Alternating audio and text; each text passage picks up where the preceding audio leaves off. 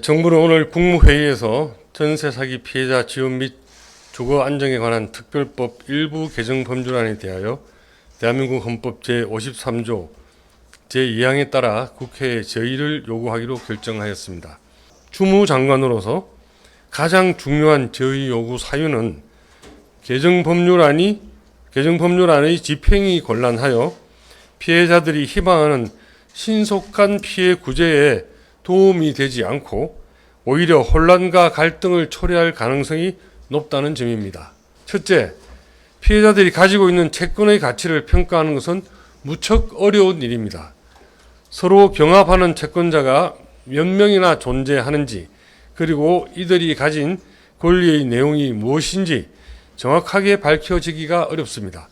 예컨대 조세채권, 여타 질권 등 등기부 등본에 표시되지 않아 확인하기 어려운 권리사항들은 사전에 확정적으로 명확하게 분석하기 쉽지 않습니다. 또한 가격 결정에서 중요한 역할을 수행할 매수자가 존재하지 않는 상황에서 반환 채권의 가치를 미리 산정하는 것은 지난한 일입니다.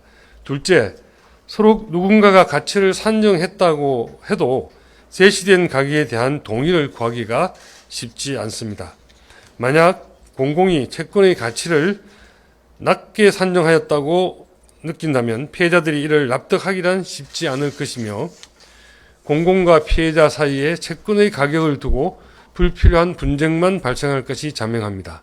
셋째, 금년도 주택도시기금에는 전세 사기 피해자 지원에 대한 예산이 반영되어 있지 않습니다.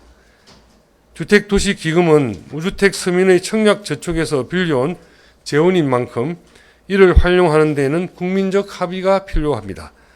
피해자 지원을 위해 추가 경정 예산을 수립한다 하더라도 피해 지원에 국민주택기금 사용을 반대하는 전문가와 국민들도 다수입니다. 따라서 추경 편성 과정에서 사회적 합의 도출이 결코 쉽지 않을 것으로 전망됩니다. 결론적으로 개정안이 주장하는 신속한 구제라는 목표를 개정안의 내용으로는 도저히 실현할 수 없습니다.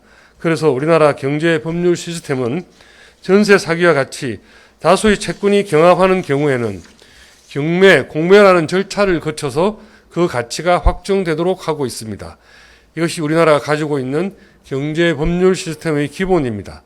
사회의 기본 시스템을 벗어나는 초법적인 내용으로는 결코 문제를 해결할 수 없고 오히려 혼란과 갈등만 증폭시키게 됩니다.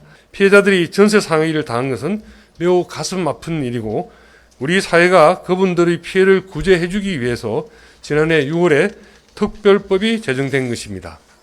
4인간 거래에서 발생한 손실이지만 기본 생활권인 주거 문제라는 점, 그리고 개인 차원의 문제라고 하기에는 다수의 피해자가 전국적으로 발생하고 있다는 점 등이 주요 이유가 되어 국가 차원의 피해 구제에 합의한 것입니다.